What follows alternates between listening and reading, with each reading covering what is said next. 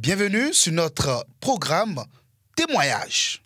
Suite à une échographie qui a révélé que le bébé qu'elle portait dans son ventre serait mal formé, son mari décida de l'abandonner, elle et sa grossesse. Quelle est la suite de cette histoire? C'est ce que vous allez découvrir dans le témoignage de notre invité de ce jour. Merci de vous asseoir confortablement pour écouter cette triste histoire.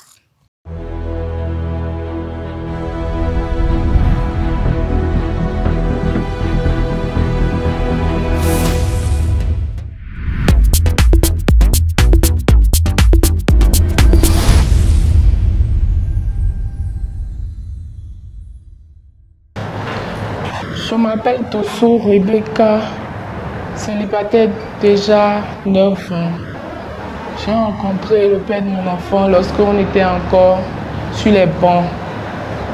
C'était lors des journées culturelles que je l'ai rencontré. Nous avons essayé de nous échanger et faire les connaissances. Au début, il avait voulu qu'il y ait de relations intimes entre nous, ce qui n'a pas été du tout d'accord avec moi. J'ai dû refuser. Après 3 mois, j'ai appris le décès de son papa. Je suis allée lui présenter les condoléances. Là, nous avons repris contact. Et malheureusement, il a pris ma virginité. C'est là que je suis tombée enceinte. Et on a essayé d'avorter la grossesse. Malheureusement, ça n'a pas marché. Lui, il me faisait comprendre qu'il ne voulait pas de la grossesse. Et au même moment, je lui faisais comprendre de me trouver de l'argent pour que je puisse enlever la grossesse. Il disait qu'il n'avait pas. J'ai dû voler ma maman pour pouvoir lui remettre l'argent pour qu'on puisse faire l'avortement. Malheureusement, ce qui n'a pas du tout marché. J'ai caché la grossesse à 6 mois. Maman a su que j'étais enceinte et elle m'a interpellée. Je lui ai informé que j'étais enceinte de telle personne. On lui a fait appel. Il n'a pas nié, il a reconnu qu'il était vraiment l'auteur de la grossesse. Et maman m'a dit qu'il doit prendre soin de la grossesse pour que je puisse accoucher. C'est un orphelin de père et sa mère n'est plus au Bénin. Donc c'était sa grand-maman qui devait prendre en charge la grossesse. La grossesse avait trop de complications. Vu qu'on avait essayé d'avorter, ça n'a pas marché. Ce qui a fait qu'il n'y avait plus d'espoir à ce que l'enfant naisse. Et ce qui nous a fait comprendre à l'hôpital. C'est d'ailleurs la raison pour laquelle les parents n'ont plus voulu s'en occuper. Mais maman était opposée, elle disait que peu importe comment l'état de l'enfant était, l'enfant devrait naître parce qu'elle ne voulait pas perdre sa fille. Et par la grâce de Dieu, j'ai accouché sain et sauf. Et la bonne nouvelle, c'est que c'était le jour de l'accouchement que mon homme avait eu son bac. Le pire dans tout ça, c'est qu'ils n'ont même pas pensé à faire les trousseaux, ni acheter des habits. Tout était revenu sur la charge de ma maman. Et c'était elle qui en avait pris la charge. Moi, j'étais en classe de 3e. J'ai dû arrêter les écoles pour pouvoir garder la grossesse. Ce que lui, il avait pu continuer vu qu'il était en terminale. Après l'accouchement, 2 mois après, j'ai repris l'école. Heureusement, j'ai eu mon BPC et j'ai continué. Ma maman ne pouvait plus garder l'enfant, elle me disait qu'elle ne m'a pas envoyé accoucher. Ce qui fait que difficilement j'allais à l'école. Arrivé en classe de terminale, j'ai dû abandonner pour aller me chercher. Ce qui n'a pas du tout été facile pour moi. J'ai dû travailler, pas possible, pour pouvoir joindre les bouts. Et j'ai inscrit mon enfant dans une école privée. Parce que je ne voulais pas que mon enfant ait la basse école que j'ai eue. Maintenant, le papa de mon enfant n'était pas du tout d'accord. Vu que lui n'avait pas l'argent, il me faisait comprendre que lui ne pouvait pas prendre soin de l'enfant. Et il m'a clairement fait comprendre que lui ne voulait pas de moi, que lui voulait juste s'amuser de moi. Voilà que la grossesse est rentrée, donc que lui ne veut pas catégoriquement de moi. Voilà comment je me suis retrouvée seule à m'occuper de la petite. Et j'ai dû abandonner l'école pour travailler et avoir de l'argent. Après ça, j'ai dû aller apprendre une formation pour pouvoir m'exercer. Aujourd'hui, ma fille est en classe de CM1. Bientôt, elle est en classe d'examen. Son papa ne sait pas du tout comment s'en prendre charge. Tu lui demandes, il te dira que lui n'a pas les moyens. que lui n'a pas l'argent. Or, il travaille, c'est pas qu'il n'en manque, il travaille et il gagne un salaire. Lorsque nous avons repris contact, on a commencé par s'échanger. Moi, j'avais pas de téléphone. C'était le téléphone de ma grand-mère. C'était avec ça qu'on s'échangeait. Et un jour, il m'a demandé du service à ce que je puisse l'aider à laver son uniforme de kaki. Ce que je suis partie faire chez lui.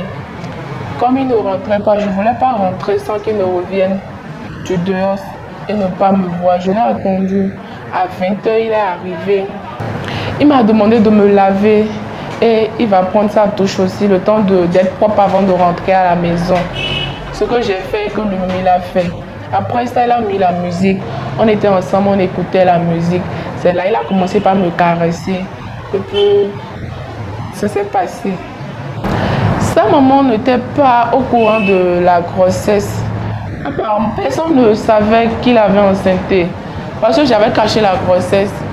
Sa maman avait appris la grossesse tout juste après mon accouchement. C'était sa grand-mère seule qui était au courant pour la grossesse. Et elle avait décidé de prendre en charge la grossesse.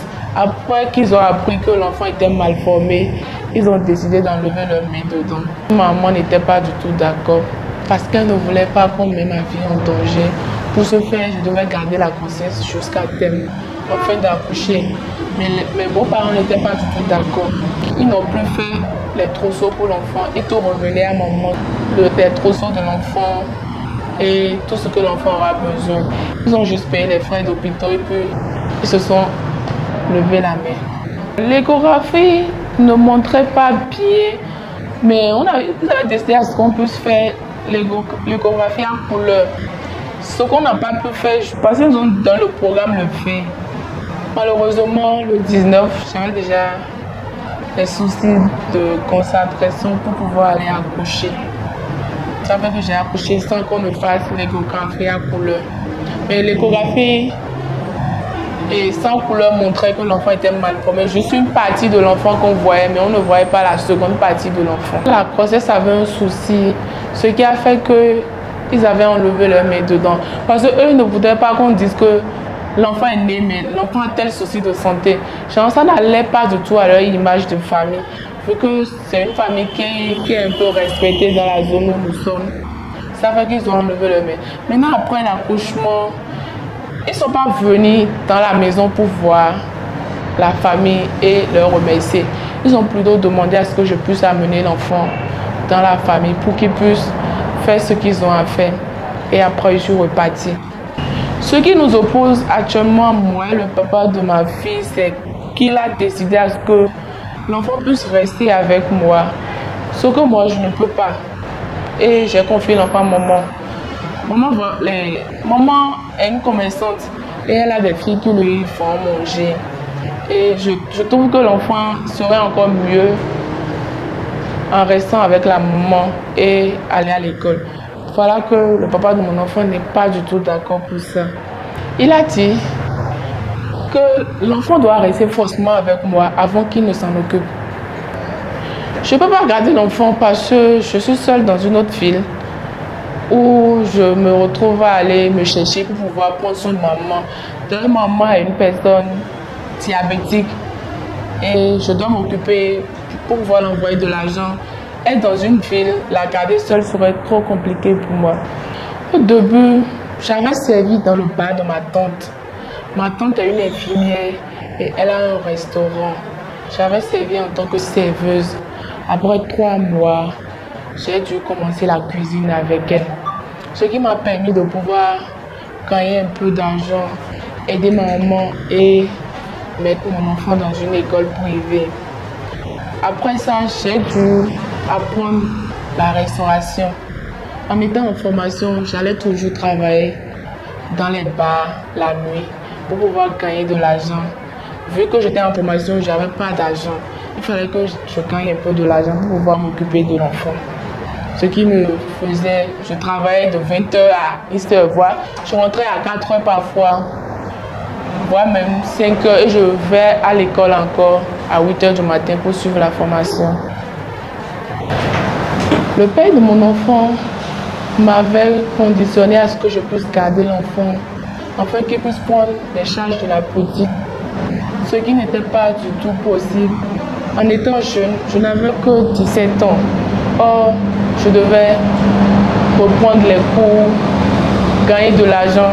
Je n'étais jusque la dernière de ma maman. Maman n'était pas du tout en bonne santé. Ce que je ne pouvais pas, vu que je dois gagner de l'argent pour prendre soin de ma maman et aussi de mes besoins. Ce qui ne me permettait pas du tout de garder la petite. J'ai dû laisser la petite avec la maman pour aller me chercher en étant serveuse dans les bars. Après ça, revenir à 8 heures pour aller travailler, pour aller dans une formation afin de gagner ma vie. C'était pas du tout facile. C'était d'ailleurs la raison pour laquelle j'avais refusé sa condition. Et jusqu'à aujourd'hui, il n'a pas du tout voulu s'en occuper. Sa maman n'est pas du tout bénisse. Après le décès de son mari, la maman a dû quitter le Bénin pour aller au Togo. Ce qui fait que la maman aussi a laissé les enfants au Bénin et retourner chez elle au Togo. Vu que c'est une Togolaise, ça fait que je n'ai aucun lien pour pouvoir joindre sa maman. Il ne m'appelle même pas pour prendre les nouvelles de la petite, ni appeler la maman pour demander comment va la petite. Vu que c'est la maman qui garde l'enfant. La dernière fois que je me rappelle qu'il m'a appelé, c'est déjà 3 ans aujourd'hui qu'il m'avait appelé, me demander à ce que la petite puisse venir rester chez lui à Cotonou, ce que je ne lui ai pas permis. Ça fait qu'il a complètement coupé les liens depuis ce temps qu'il n'a plus appelé. Ce que je peux conseiller à mes jeunes sœurs, c'est de vraiment prendre au sérieux leurs études, de ne pas laisser à ce que les hommes puissent leur mentir. Parce qu'avec tout ce que moi j'ai vécu, ça ne m'a pas du tout permis d'évoluer dans mes études, ce qui n'était pas du tout moi mon rêve.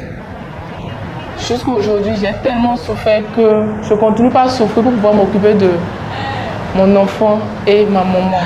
Ce que j'aimerais pas que mes autres soeurs puissent vivre. Pour se faire prendre soin de vos études, pour que vos parents puissent être fiers de vous. N'écoutez plus les hommes parce que moi, le père de mon enfant me faisait comprendre que lui ne voulait pas du tout de moi, qu'il voulait juste s'amuser. Voilà dans quoi l'amusement m'a conduit. Ça fait que ça a tellement gâté mes études et j'ai dû vraiment souffrir pour pouvoir m'en sortir et m'occuper de mon enfant et celle de ma maman. Et bien sûr, nous voici à la fin de ce témoignage. Vous venez d'écouter cette triste histoire de cette femme qui a été abandonnée et délaissée par son mari et sa belle famille. Surtout, n'oubliez pas de mettre en commentaire vos avis afin de nous permettre d'avoir une idée sur ce que vous pensez de son histoire. Et ne partez surtout pas avant de vous abonner à notre chaîne BL TV. À la prochaine.